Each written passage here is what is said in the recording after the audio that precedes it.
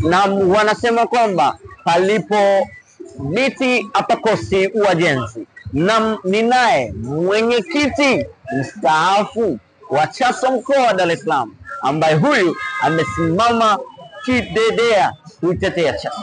Mheshimiwa, karibu sana. Mpenzi mtazamaji wangu aweze kukutambua kwa majina.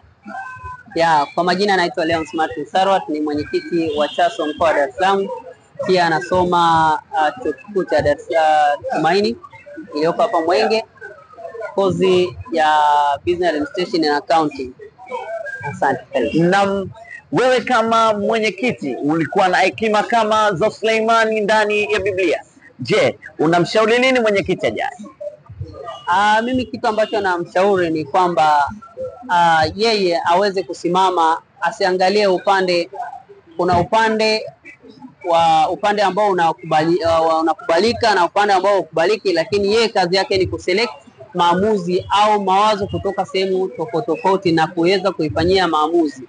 Kwa hiyo asifanye maamuzi yeye kama yeye, awategemee watu wengine ambao ndio maana kuna viongozi wengine.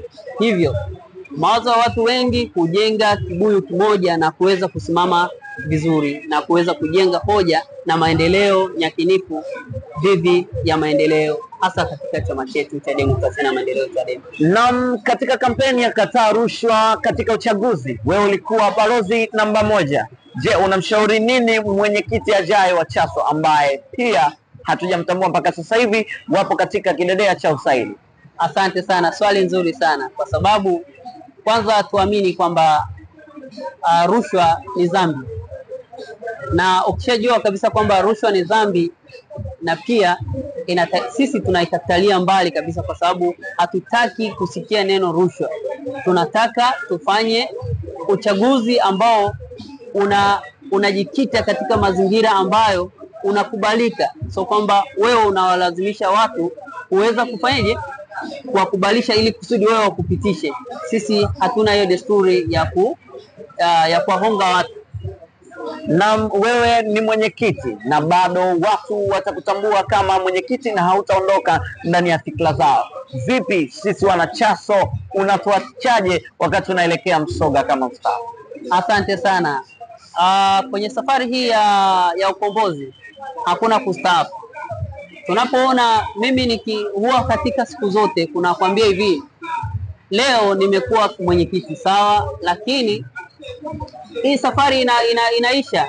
Kwa hiyo kumwachia mwenzako sio dhambi. Kwa hiyo hata kama umetoka katika nafasi hii, ni dhahiri kabisa kwamba unapoona tunawashauri, sisi ni kama washauri wa viongozi wajaye.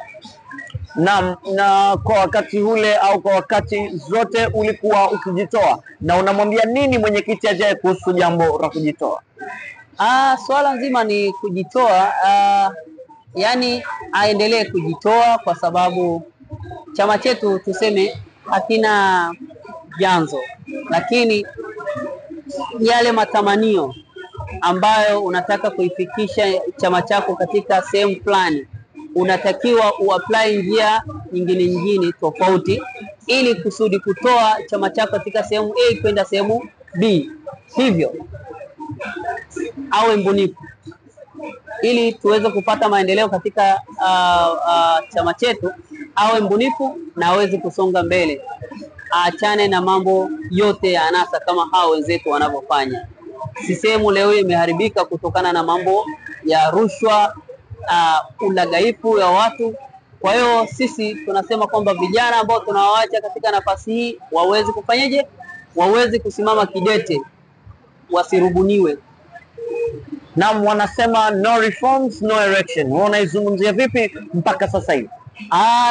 Kweli kabisa. Kwa mwaka jana 2024 ni mara ya kwanza mimi kugombea katika nafasi ya wenyekiti serikali ya mitaa katika kata ya Wazo, mtaa wa Kisanga. Lakini niliona, na unavyoona mimi ninaambiwa sijui kusoma na kuandika, lakini kwa nini tunasema no reform no election? No reform no election tulipoona madhila yote nchi nzima toka mwaka 2019, 2020, 2024 na sasa hivi ni mwaka 2025, tunaona mazingaumbwa. Kwa nini tusiseme no reform no election? mwenye macho haambiwi tazama. Na basi huyo ni mheshimiwa mwenyekiti mstaafu, nami nakutakia Msoga njema. Basi kwa na safari njema ya Msoga, ukapumzike. Asante sana.